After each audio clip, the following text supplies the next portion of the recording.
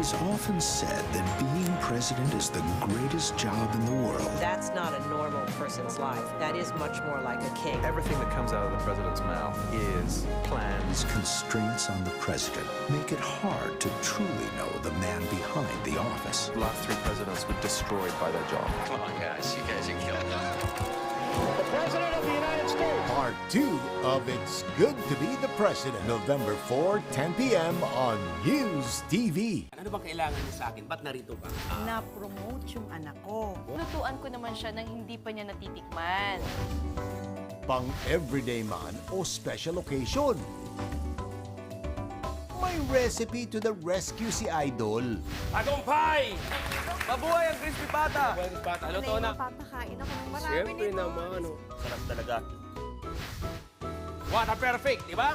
Idol sa kusina, Linggo, alas 7:10 ng gabi. Ang dating one and only. Ngayon, one of the two or many, ang pagkakaroon ng kabit. Isang nga bang malaking sabit? Pag sinabi kasing kabit, parang napakababa ng pagkatao mo. I wonder. Pina nga ba ang pangalawa? Sa bayan ni Juan? Di ba yung mga third party, kabit ang tawag doon? You cannot show them off because they are just a mistress. Ito, meron ka ba nito? Wala, di ba? Ikaw ba naniniwala ka sa mga, na yung kabit-kabit, na okay na sa atin yung kabit? I wonder, nanawang asawa, bumaling sa iba. Hindi ko na po napigilan nung makita ko siyang upad-ubad. Sa totoo lang po, nahulog ang loob ko kay Crispy. Makapal ang mukha niya. Ang kapal ng mukha mo. Pinalaki na kita, pinag-aral, pinakain. Nag-alaga pala ako ng aha. Asawa ko pa tinalo mo. Hindi ko po akalain kasi anak-anakan ko naman. Asawa mo naman ang lumandi sa akin. Hindi ko naman siya nilandi. Hindi ko talaga yung asawa Hindi ko. ko siya nilandi. Kahit kailan makapal ang mukha mo. Personalan, Lunes ng gabi, pagkatapos ng Mars. Nananaway man Excuse me! o nagbibigay pugay. What do you think is your greatest legacy? Winner na winner si Maring Winnie. Yung presidente natin hindi nag-limit ng DEDA. No, look at it, the report. Really, ha? Naging bilyonaryo lang kayo noong 2011. Pipitsugin. I have my moments. Bawalang pasaway, Miyerkules sa Diretso alas 8. Tom Jones na ako. Ang mga issue at pangyayari sa politika, sports, showbiz. At lahat ng dapat niyong malaman. At darang pakikinggan. Diretso ang ipaliliwanag. Dito kung saan totoong matapang ang balitaktakan. Tonight, with Arnold Flavio sa GMA News TV.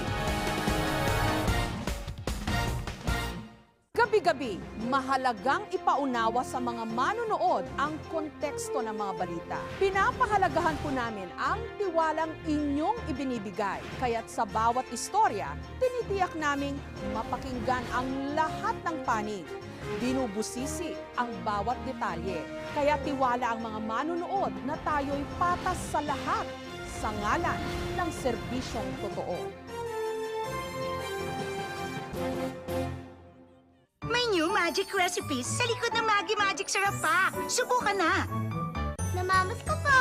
Mga kapuso, chance mo nang mamasko ng milyones! Nagbabalik ang Kapusong Milyonaryo ngayong Pasko! Ang dali-daling sumali! Bumili ng produkto ng kahit alin dito. Ilagay sa sobre ang proof of purchase with your contact detail. Sa likod ng sobre, isulat ang promo title, brand, at area kung saan ka nakatira. At ihulog sa Mercury Drugstores o sa GMA Network stations nationwide! Libo-libong cash at regalo! At may surpresang 1 million cashback! Merry ang Christmas mo sa milyon-milyong aginaldo sa Grand Draw! Silver entries, please na! Sali na sa Kapuso Milyonaryo ngayong Pasko! Mula syempre sa mga kapartner nating kapuso!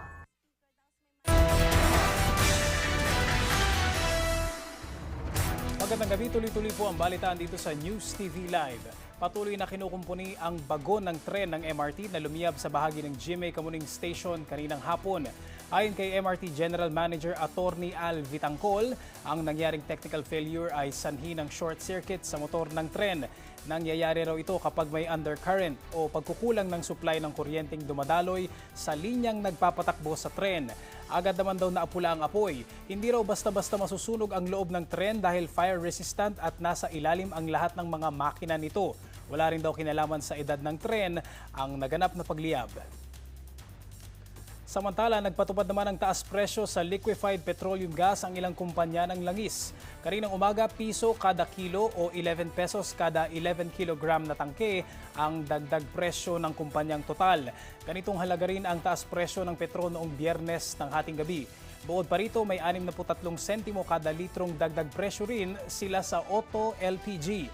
Ang panibagong dagdag singil sa LPG ay epekto raw ng pagtaas ng contract price sa pandaigdigang merkado. At narito po ang iba pang malalaking balita sa oras na ito. 7 sa 14 na sugatan sa pagsabog ng fuel tanker sa Riyadh, Saudi Arabia. Nakalabas na ng ospital ayon sa DFA. Brutal na pagpatay sa UST graduate na si Cyrus Magalang. Case closed na raw matapos mahuli ang magkapatid na suspect ayon sa Bacoor Police. Bus na pa-Maynila nahulog sa bangin sa Del Gallego, Camarines Sur, 18 ang sugatan. At bilang ng mga nasawi sa Amerika dahil sa Superstorm Sandy, nasa mahigit 100 na. Maraming lugar ang wala pa ring kuryente. At para po sa iba pang mga balita, maglagon sa www.gmanews.tv. Bisitahin din po ang www.gmanetwork.com, ang pinaka-komprehensibong media portal sa Pilipinas. O i-follow po ang GMA News sa Twitter at Facebook. Tutok lamang po dito sa GMA News TV para oras-oras alam mo. Ako po si Cedric Castillo. Maraming salamat po.